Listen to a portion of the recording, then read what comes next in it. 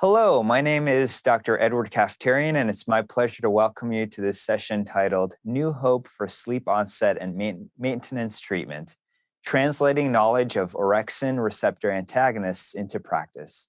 This activity has been supported through an independent educational grant from Eisai.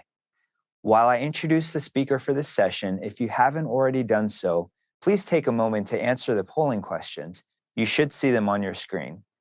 Depending on the device you're using, the questions will either appear to the right of the live stream or below. These questions will be asked again at the end of the program. We appreciate you answering the polling questions. It's my pleasure to introduce our speaker for this session, Dr. Leslie Citrome, consultant to Psych Congress Steering Committee and clinical professor of psychiatry and behavioral sciences at New York Medical College at Valhalla, New York. You can type in your questions for the presenter in the Q&A box to the right of your screen, as well as upvote questions submitted by other attendees if you want to see their question answered. We will try to answer all of the most popular questions with the time remaining at the end. Without further delay, let's begin the session.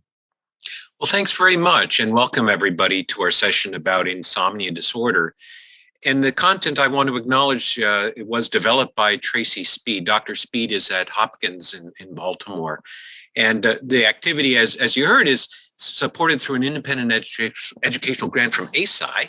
But the content was independently created. And we're going to talk about all sorts of different interventions for sleep. My disclosures as are on this slide. I'm a consultant and speaker for a number of different pharmaceutical companies, as well as different agencies that provide CME. I do provide some editorial work and get royalties for that as well. Dr. Speed had no financial relationships regarding the subject matter.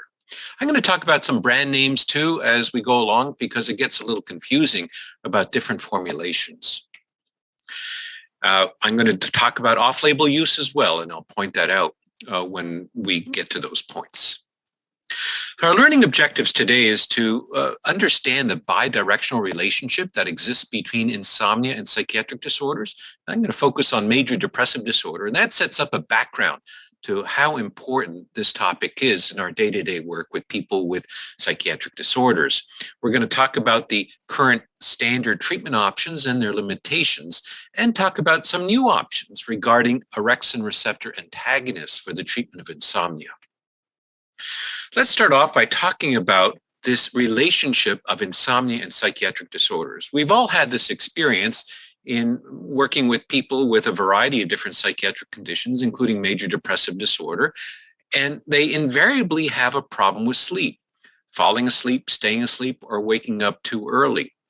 So you would imagine someone coming in for the treatment of insomnia, they would be more likely to also have an underlying psychiatric condition as well.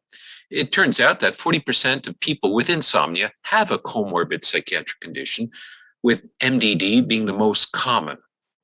Poor sleep quality is evidenced in most of our patients with depression, and research has informed us that it's about half to 90% of individuals with depression.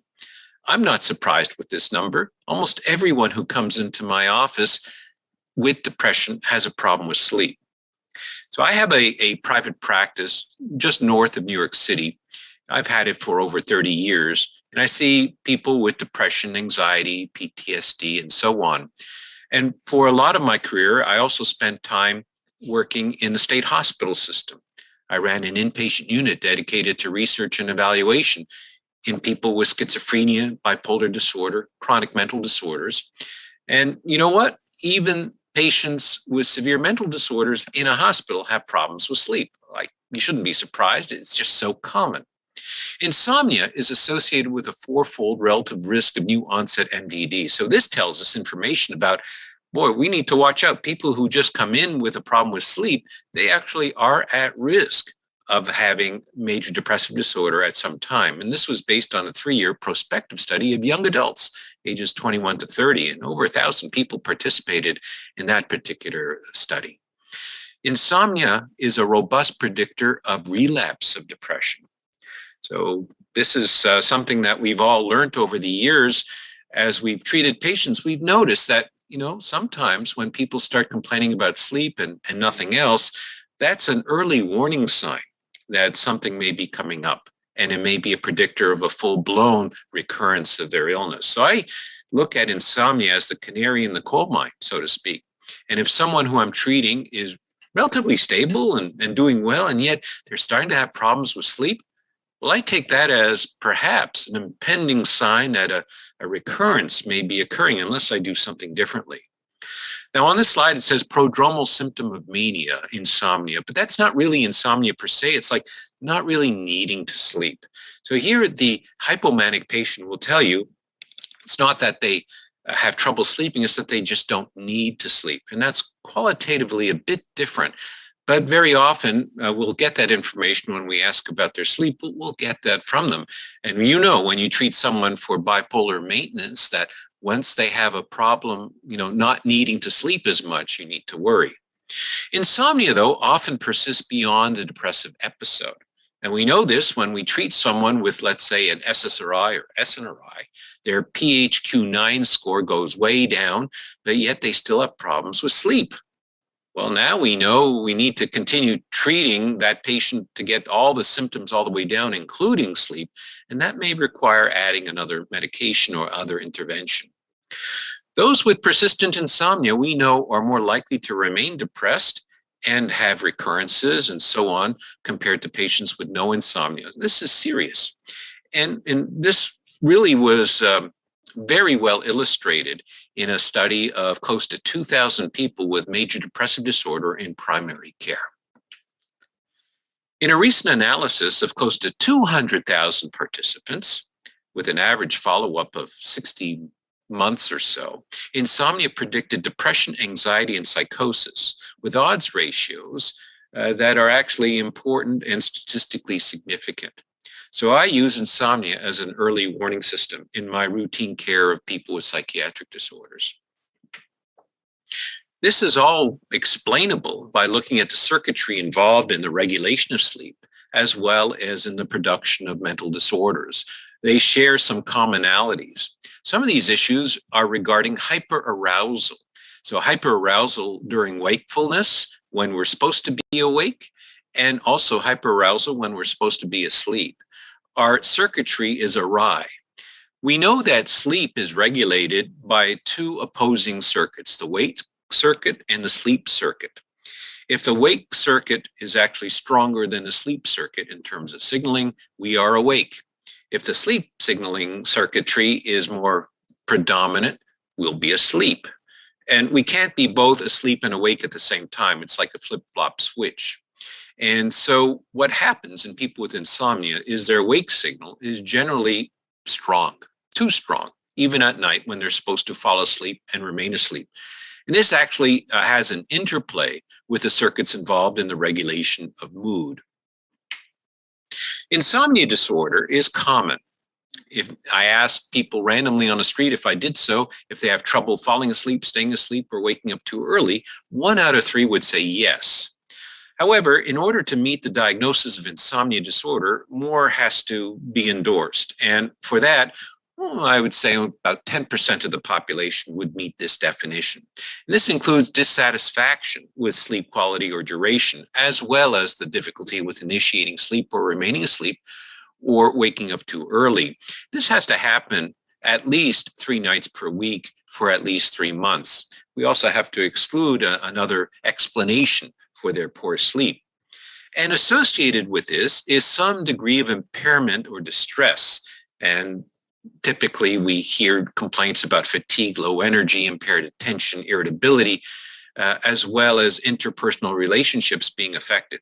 Now there's overlap with these, with what we would expect with someone with major depressive disorder or bipolar disorder or schizophrenia and so on. So we have to use our clinical judgment regarding this. But the guidance being offered now with insomnia disorder is that you diagnose it, whether it occurs as a primary disorder or concurrently with something else. It really doesn't matter. We need to identify insomnia and target it for treatment. Sometimes we get lucky, and when we treat the underlying mental disorder, we'll have treated the insomnia. But in my experience, that doesn't happen all the time. In fact, it rarely happens. In the types of patients that are referred to me, very difficult to treat, have been through a number of different treatment trials of various kinds, I often have to recommend the addition of something to help them sleep on top of something else that they're receiving. So insomnia in clinical practice, we're going to talk about two case examples here. We need to really acknowledge that it is very common. We need to routinely screen for it. 1/3 of patients seeking healthcare likely have untreated insomnia. And this was actually looked at in detail in a study done in Norway. Amongst over 40,000 mental health care patients were involved here. 40% of patients had experienced a severe sleep disturbance when they were evaluated. 22% reported insomnia as a prominent problem. But because they were being assessed and treated for major mental disorders, major depressive disorder, bipolar disorder, schizophrenia, insomnia got short shrift here and was actually officially diagnosed in very few patients. It says here is 0.08% of patients. That is shocking. And it just goes to show that we assume the insomnia is directly related to the underlying psychiatric disorder. It is not called out on its own and may be in danger of being ignored. And yet, if you follow the DSM, they will qualify for this diagnosis. Most people present for treatment because of daytime symptoms. And so we'll know that these daytime symptoms may be attributable to their underlying psychiatric condition, but insomnia certainly does not help. So our two cases that we'll discuss in more detail a little later on illustrate this. The first one is a 45-year-old lawyer with MDD who's receiving a treatment with an SSRI, happens to be sertraline 200 milligrams, and also gets zolpidem 10 milligrams nightly. But he still has problems with his memory, fatigue, and poor motivation. Now, is this due to his MDD? Is it due to his poor sleep leading to functional impairment during the day? We don't really know, but we have to address both the MDD and his problem with sleep. The second case is a 65-year-old married retired teacher, recently retired, so there's some psychosocial stress there. Generalized anxiety disorder, receiving an SSRI-2 for that, citalopram 30 milligrams, who has difficulty with falling and staying asleep, difficulty with completing what she needed to complete, her taxes, for example, and also complains of weight gain. So our evaluation algorithm is actually quite straightforward. We'll routinely assess for insomnia when we see our patients, and we're going to ask ourselves, is it contributing to daytime functioning issues, a worsening quality of life, and so on? And if this is kind of not so serious, and this is not the usual course of events for this person, maybe we can provide reassurance, but ordinarily we'll need to treat it. If it's associated with a related comorbid medical or psychiatric condition, we'll want to treat that, of course. If the insomnia is persistent, well, we'll have to address it. If it goes away, we got lucky, but very often it doesn't go away. The use of insomnia medication needs to be carefully assessed here. Is it safe to give? In an older person, we're going to have some serious considerations here regarding their comorbidities. And we may want to opt for behavioral therapy. Cognitive behavioral therapy for insomnia, for example, is an accepted first-line treatment, not always accessible, though, to patients. And we may want to then prefer to give a pharmacologic therapy, or perhaps both, if we have access to both types of interventions. So the key learning point here in this first part of this presentation is that insomnia is a robust predictor of depression relapse. I use this as a clinical guide every day I go into the office. Insomnia is one of my vital signs, and it should be one of yours as well. So what do we make of the standard treatment options and current clinical guidance in the treatment of insomnia? This is where it gets a little confusing because there's been some new interventions that are available, and there's competition amongst those pharmacological interventions, as well as should we use those or cognitive behavioral therapy for insomnia? What should we do? Let me address CBTI first.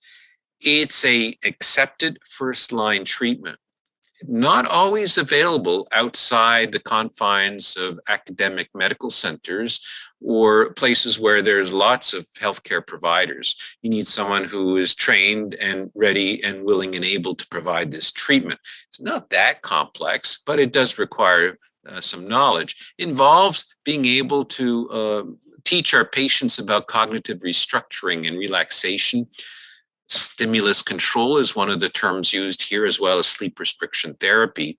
The American Academy of Sleep Medicine clinical guidelines really supports this intervention for many reasons. And one of the bases of this strong support comes from meta-analyses, and there have been several of them that clearly demonstrate that CBTI reduces insomnia symptoms and sleep disturbances, either when it's occurring independently or together comorbidly with medical or psychiatric disorders.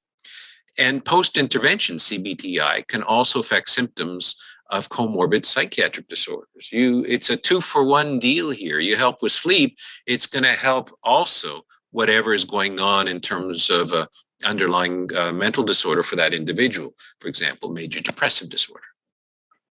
Now, there's some other non-pharmacological treatments, including biofeedback. There's other new ones like cooling devices for the head.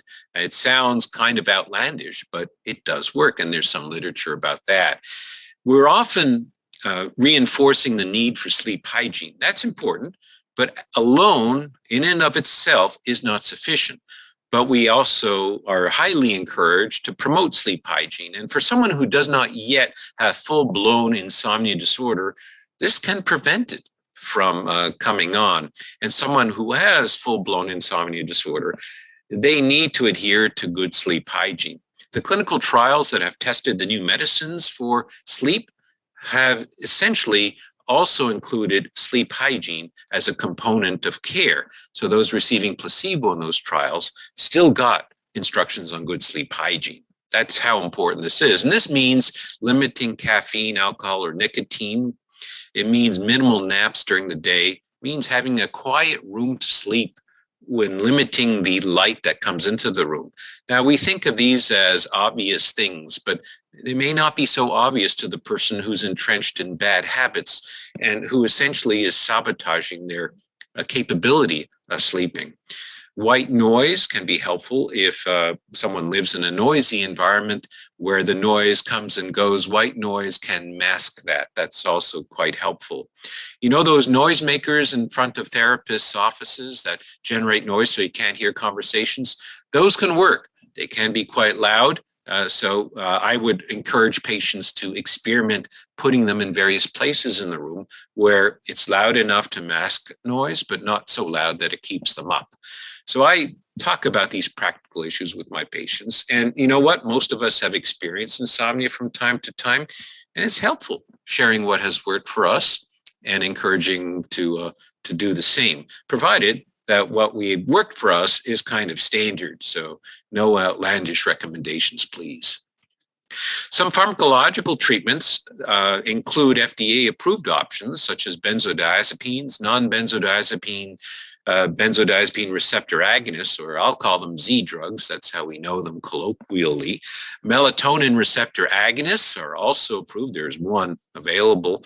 Low-dose doxepin is available now in super low doses. And orexin receptor antagonists. We'll talk about all of these. There's also a whole variety of non-FDA approved treatments: antidepressants, antipsychotics, antiepileptics, histamines, and supplements. Some are available over the counter. Now, there's a whole slew of these FDA-approved treatments, and I have on this slide their brand names together with the generic names, because some actually have a number of different formulations, like Zolpidem comes in immediate release and extended release, an oral spray and sublingual. It gets kind of dizzying, these array of choices of Zolpidem. But basically, we have the Z drugs, of which we have a selection from, benzodiazepines, of which we have actually 5. 3 of them are actually used more than the others. And we have Rosarem, the brand name for the generic Rameltion. That's our only available selective melatonin receptor agonist. That involves some consideration too, that is different because it takes a little time before that one starts to work. And doxepin at low dose, and I mean low dose, 3 and 6 milligrams, is also available. And we have 2 dual orexin receptor antagonists available today, suvorexant and lemborexant, which I'll describe in more detail. Now, there's some adverse effects of these FDA-approved hypnotics. I'll discuss the approved drugs first. We know about the benzodiazepines and the Z drugs, that they're scheduled. They can result in daytime sedation. But to me, the most important drawback is someone who's on it for a while and then stops it will get rebound insomnia. And for older people, it may lead to an increased risk of falls. So those are the big downsides to using the traditional benzos and Z drugs. Melatonin receptor agonists are not free of side effects, but they're generally well tolerated, but they take time before they start working. H1 receptor antagonists, so here is low dose doxepin, can work. Somnolence or sedation may be an issue for some patients. And then we have the orexin receptor antagonists. Although they're scheduled for, there's no evidence of physiological tolerance, and there's no evidence of rebound insomnia. We'll talk about those in a bit more detail. They are contraindicated in those with narcolepsy. So the limitations, here it's spelt out again, essentially talked about the rebound insomnia. Let's not forget about the physiological tolerance with benzos and Z drugs, as well as respiratory depression. And the meta-analyses, though, tell us a bit more about these drugs when used long-term. And the bottom line, they work well when used acutely, but long-term use, not so great. And actually, that's easily explainable by looking at the issue of physiological tolerance, the development of needing a higher dose to get the same clinical effect. And that's a problem. So you end up with people on these medicines for a very long time. It stopped working. It has ceased to be helpful for them for their insomnia. And yet it's very difficult to stop. Now, what about those drugs not approved by the FDA? What are their advantages or disadvantages? Well, low-dose sedating antidepressants have the advantage of, you're going to treat any underlying depression, although you're going to have to bump up the dose to get an antidepressant effect. But you know what? They don't all work in the same way. And doxepin actually was the only one that eventually got approval low dose, super low dose, as a hypnotic.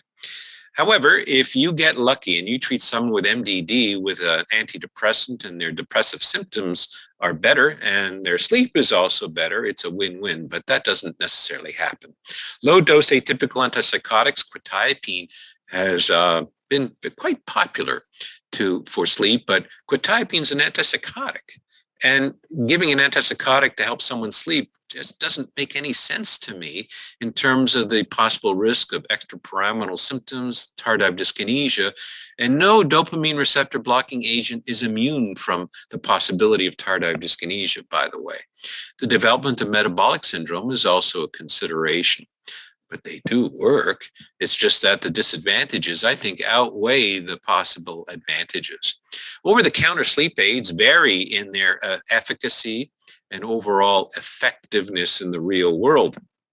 And I would suggest using them with some caution, although you often don't have any say in this. Patients have already tried these, may already still be taking them, and they never may tell you about it. So that's the other thing. When I treat someone for sleep, first off, I ask them how well they're sleeping, and if they're not sleeping well, what have they done to make sleep better? And invariably, they tell me about their melatonin and their valerian root and their lavender and their God knows what. And it hasn't really worked all that great. Sedating antihistamines, they may want to take those over-the-counter Benadryl, diphenhydramine pills that are available, very easy to buy. They're cheap, but it leads to some daytime impairments that we can avoid by using something better. So what does the American Academy of Sleep Medicine actually recommend? Well, they recommend Ramelteon, Triazolam, and Zaloplan for sleep onset issues. I wouldn't use these, maybe Ramelteon.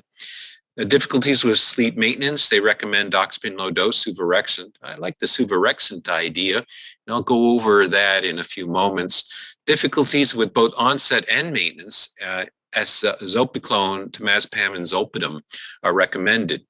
Not recommended are diphenhydramine for obvious reasons that I mentioned. The daytime impairment is the biggest one. This one is an anticonvulsant that is sometimes used by people for sleep.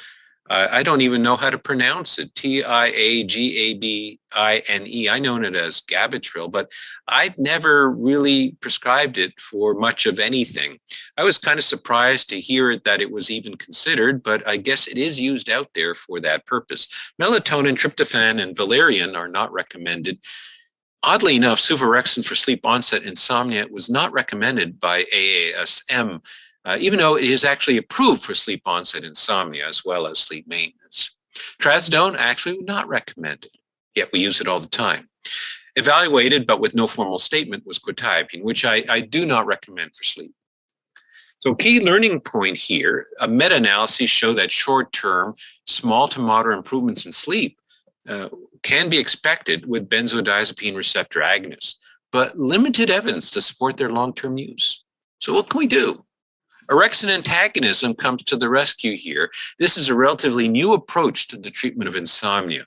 Instead of pressing on the sleep switch, which is what Z drugs and benzos do, orexin antagonism dials down the wake signal in our brains, dials it down so that we can fall asleep faster and remain asleep longer. So dialing down that wake signal is an alternative to pressing on the sleep switch. Remember, there are two opposing circuits in the brain, the wake circuit and the sleep circuit. And in people with insomnia who have overactive wake circuits, preventing them from falling asleep or remaining asleep, dialing down that wake signal may work well for their insomnia. So orexin is a neurotransmitter that was discovered in the 1990s, in the late 1990s. We actually only have about 50,000 orexin secreting neurons. Their cell bodies are in the hypothalamus and they project throughout the brain. They promote wakefulness, and orexin's job is to keep us awake. People with narcolepsy don't have enough orexin signaling. That's their problem with orexin. And that's why orexin receptor antagonists are contraindicated in people with narcolepsy. Dual orexin receptor antagonists are FDA approved for sleep onset latency, difficulty falling asleep, and sleep maintenance insomnia. This was assessed for the very first time in the 2000s, and in 2007 in Nature Medicine was a report of the first studied orexin receptor antagonist. It was never marketed, but it demonstrated a dose response in helping patients fall asleep by demonstrating decreased alertness in volunteers. And clearly dose related and clearly allowed the development of further dual orexin receptor antagonists. Why do I say dual orexin receptor antagonists?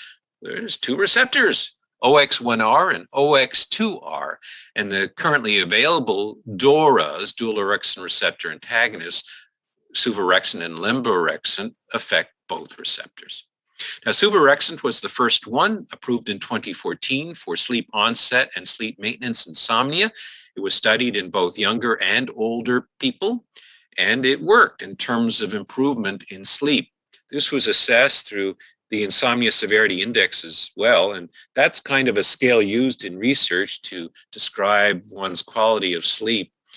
The number needed to treat versus placebo was 8. For every 8 patients randomized to suvorexant versus placebo, you'd expect to encounter one additional patient with at least a 6-point improvement on the scale, which actually is a category of improvement from insomnia to perhaps no insomnia. The most common adverse event was dose-related in somnolence. And so the recommended dose is 15 to 20 milligrams is what we usually give.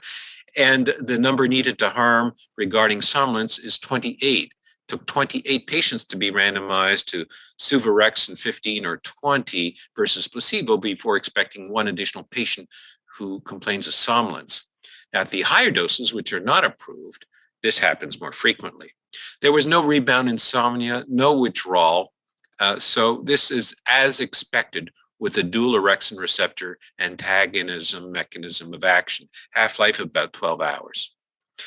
Now, there were some additional trials done, including in outpatients with 1 week of insomnia in their past history, worked well.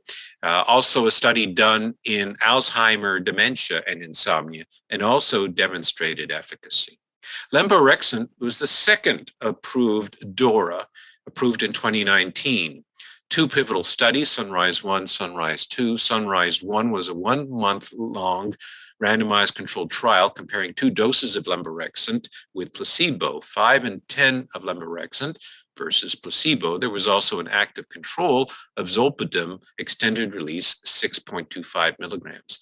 This was geared towards older patients and involved polysomnography and demonstrated efficacy, sleep onset and sleep maintenance. The most common adverse event was somnolence, higher than what was seen with placebo. Sunrise 2 was 6 months in duration, comparing lemborexant 5 or 10 versus placebo. It looked at all ages of adults and also demonstrated improvement in sleep onset and sleep maintenance. Somnolence or fatigue was the most commonly encountered adverse event, was also dose-related. There was a 6-month period of time after the 6-month placebo-controlled period in that study I just talked about, looking at a totality of 12 months of treatment. Now, the last 6 months of participation in this study, people who were on placebo were re-randomized to lemborexant. So this is an opportunity to just get more information about long-term exposure, and both sleep onset and sleep maintenance continue to demonstrate improvement. These are rather complicated looking graphs. I'll refer you back to the original publication in Sleep Medicine. It appeared in April 2021. It is free to access and will show you what those graphs mean, but essentially it's the cumulative responder profile, which gives you a bird's eye view and tells you what percentage of patients has achieved the degree of improvement that you seek in terms of improvement in getting to sleep faster or staying asleep longer. Now, there are 2 potential orexin antagonists out there that are investigational. They're not yet FDA approved. Daridorexant has a potential approval in 2022, has a shorter half-life and has been studied and demonstrated efficacy. And seltorexant is a selective orexin 2 receptor antagonist. And this is a new twist to the story. It prefers orexin 2, OX2R, and it is being studied specifically also in people who have major depressive disorder and insomnia. How do we choose amongst all these choices? Well, non-pharmacological treatments are recommended first line, provided you can access this mode of treatment. We have to acknowledge that insomnia disorder is typically chronic, and so this is a good solution for this. It may take longer to reduce insomnia symptoms, but the treatment effects are sustainable. They are enduring. Digital technologies increases access to this modality. That may be of interest to some of you interested in apps. And there are some special populations, for example, where you really want to avoid medicines as much as you can.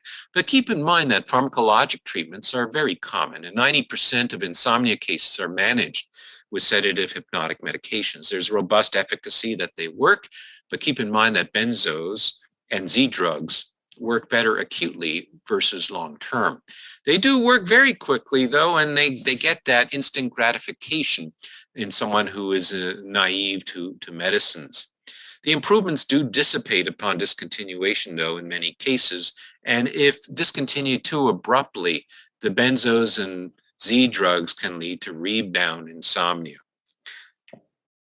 So key learning point, we have dual orexin receptor antagonists available today, suvorexant and lemborexant.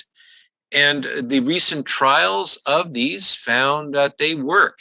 In the latest one that was approved, lemborexant, there was evidence of adding sleep to one's, wake after sleep onset was measured. The number of minutes there improved. I didn't mention that earlier, but that wake after sleep onset is that number of how many minutes you're awake throughout the night. You want that number down, and that was achievable.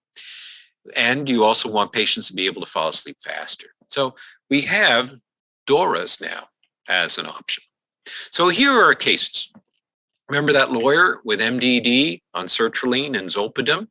He has poor sleep now because, this lawyer in this example, she's a she, so I better get my genders straight. It takes her 2 hours to fall asleep, and she's awake from 2 to 4 a.m. nightly. She has difficulty remembering the details of her cases. That's a problem. Falls asleep at her desk and lacks motivation and is irritable with her assistant. Now, is this the MDD? Is it the sleep? Well, it appears that these symptoms emerged more as she had more trouble sleeping. She's also tried a variety of things, melatonin and other over-the-counter remedies without benefit. She doesn't want to switch off sertraline as it helps her depression. But sertraline is not helping her sleep adequately. Here's an opportunity for us to cross-taper zolpidem to a different sleep aid, perhaps a DORA. We'll need to do this with a cross-taper. Since she's been taking the zolpidem every night, it's going to be difficult to just stop it abruptly, and I wouldn't recommend it. Our second case is a 65-year-old recently retired teacher. Now, he's a he. So again, it really doesn't matter who the gender is, but I just want to mention that women have a higher prevalence of sleep disorders than men, and sleep disorders are more common as one gets older. This guy here has generalized anxiety disorder on citalopram, and he's irritable, poor concentration, difficulty completing tasks. His capacity to enjoy retirement is reduced. His quality of life is reduced. Also tells us his family members have had Alzheimer's dementia. He's kind of worried about that. He's wary about CBTI. He's not all that motivated for it. There's no sleep medicine specialist in the area to actually provide it for him anyway. Benzos and Z drugs are not appropriate given his age and family history of dementia. And we want to give him something that's well tolerated and will help him fall asleep faster, stay asleep longer. Here's another instance where a DORA might be quite helpful. Managing difficult cases is what we spend most of our time doing. We'll, of course, clarify the diagnosis when encountering someone with insomnia and other things going on. We'll want to consider other sleep disorders, of course. When we talk about reducing benzos and Z drugs with our patients because they've no longer been working for them, we provide psychoeducation regarding these drugs. And we tell them we're going to get to the point of finding something that will help them sleep.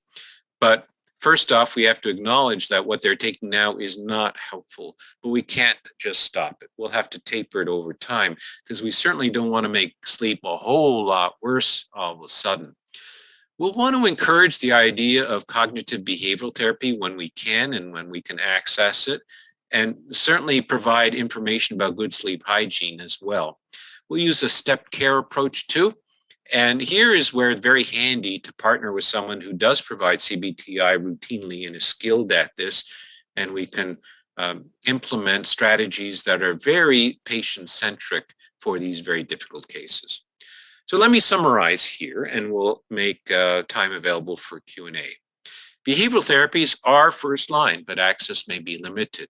There are many unmet needs in insomnia pharmacotherapy, and in the older population, it is especially more challenging.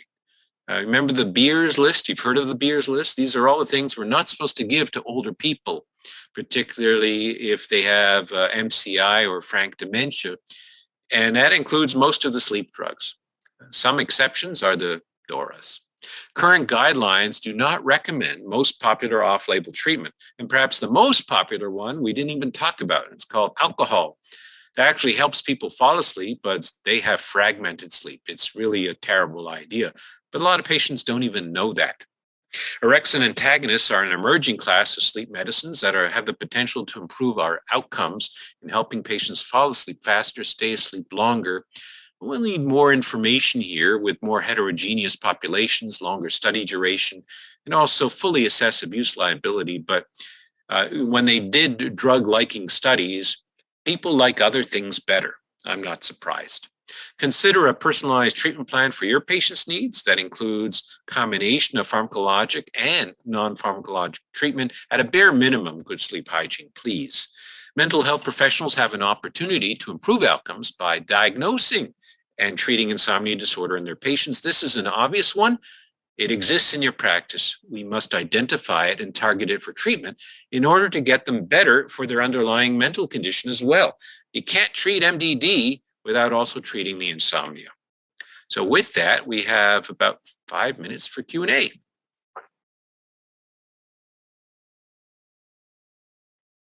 Welcome back. Before we jump into Q&A, please be sure to answer the post-activity questions to the right side of your screen. Please click the submit button after the last question to successfully submit your answers.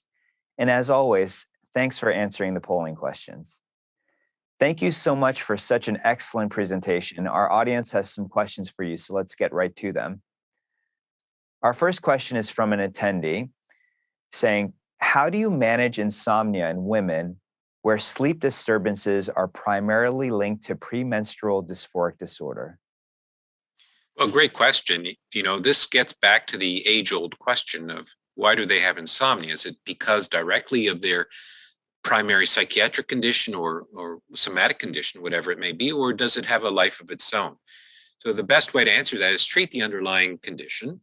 If the insomnia is persistent, then you need to treat that too, in addition to whatever is underlying. It doesn't matter what the underlying condition is. Great, thanks so much. Next question, if you had to pick one of the medications, meaning one of the medications from the antidepressants from those we currently use off-label for insomnia, which one would you say actually improves the quality of sleep, if any? Wow, that's a tough one because I have no data to support these choices. All the FDA-approved treatments that have been approved within the last decade or so have extensive studies looking at sleep quality measured from the patient's point of view. So the patient global impression is used in that instance, the insomnia severity index, as well as more objective measures such as polysomnography measures of wake after sleep onset and latency to persistent sleep. None of this is available for most of the off-label choices in terms of the antidepressants. So obviously people are thinking, well, should I be using the trazodone that I've been using for years? I prescribe trazodone for sleep. I'm a little wary about using it in men though, because of the priapism risk, and it's unusual, it's rare, but if it happens, it's a real problem. So it's like you want to avoid mania, right? When you treat someone with bipolar depression, you don't want to give them an antidepressant. It doesn't happen all the time. The induction to mania is kind of rare, but if it happens, it's really bad. So the same thing with priapism. I think of it that risk. But in women, I prescribed it a lot. Now, if it helps them sleep, great. And if it's not helping them feel better after a good night's sleep and they don't feel well rested, then I have to look for another answer. But it's inexpensive, easily accessible. Patients are comfortable taking it for the most part. It's another antidepressant. I feel comfortable using it, but be prepared for it not to work. And then you have to give something else. How long do you typically wait in order to determine that it's been a failed trial of trazodone? Not long. So it has to work like right away. And it could be a dosing issue. 50 may not be enough. You may need to give 100, 150, 200 even. So I'm also old enough to have used trazodone therapeutically for MDD, so 600. And no one uses that anymore, but they slept better. I can say that. So you have to be prepared to adjust the dose of trazodone. And you may want to re-explore the idea of using it to help their MDD if it actually is helping their depressive symptoms too. You get a 2-for-1 deal there. Right. Well, we only have about a minute left. So the final question would be, how do you approach your clients who also have medical comorbidities such as MS that also present with worsening insomnia? I think that you did address that, but perhaps you could say a few more points on that. Yeah, so I'm very wary of some comorbid medical conditions because benzodiazepines and Z drugs can potentially make that worse. And someone who has, let's say, a history of falls, I don't want to give those medicines that will increase that risk. And I also am concerned about the long-term use of benzos and Z drugs. They don't work forever. So that's another consideration too. Right. Thank you so much. This has been a great lecture. Unfortunately, we're out of time. Thank you again for joining us today. Be sure to check out the Innovation Theaters coming up next. Visit the live agenda page to see full session details. Remember, attending Innovation Theaters earn you extra points toward the Earn While You Learn competition. Enjoy the rest of the conference.